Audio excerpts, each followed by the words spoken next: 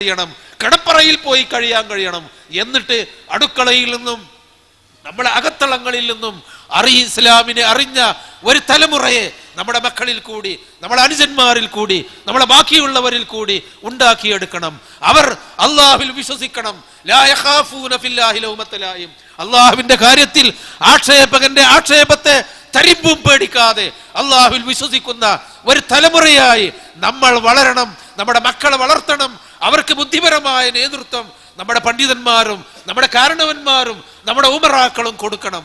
എന്നിട്ട് ഒരു തലമുറയെ വളർത്തിയിട്ട് ലോകത്തിലെ ഏത് പ്രശ്നങ്ങളുണ്ടെങ്കിലും നന്മയുടെ മുമ്പിൽ നിൽക്കുവാനും പടച്ചവന്റെ റിളാക്ക് സംതൃപ്തിക്ക് റളിയല്ലാഹു അൻഹും വറളു അൻഹു അള്ളാഹു ഇഷ്ടപ്പെട്ട, അള്ളാഹുവിനെ ഇഷ്ടപ്പെട്ട ഒരു തലമുറയെ കൂടി ഈ നാട്ടിന്റെ മുഖച്ഛായ മാറ്റാൻ രംഗത്ത് വരണം.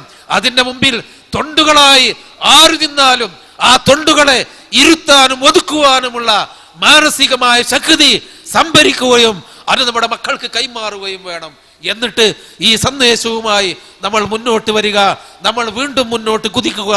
ഇസ്ലാമിനെ നമ്മൾ അറിയുകയും അത് ജീവിതത്തിൽ പകർത്തുകയും അത് അറിയിക്കുകയും അങ്ങനെ ഒരു തലമുറ ഇസ്ലാം എന്ന മുസ്ലിം എന്ന മാപ്പിള ജാതിയെയല്ല, ആകാശ ലോകത്തിൽ നിന്ന് പടച്ച തമ്പുരാൻ അനേകായിരം പ്രവാചകന്മാരിൽ കൂടി മനുഷ്യ സമുദായത്തിനെ പഠിപ്പിച്ച് വളർത്തിയെടുത്ത മനുഷ്യമോചനത്തിന്റെ മാർഗം, മാനവകുലത്തിന്റെ മോചനത്തിന്റെ മാർഗത്തിന്റെ പൊരുൾ ജനങ്ങൾക്ക് മനസ്സിലാക്കി കൊടുക്കാൻ ജീവിച്ചും പറഞ്ഞും പ്രവർത്തിച്ചും രംഗത്ത് വരിക.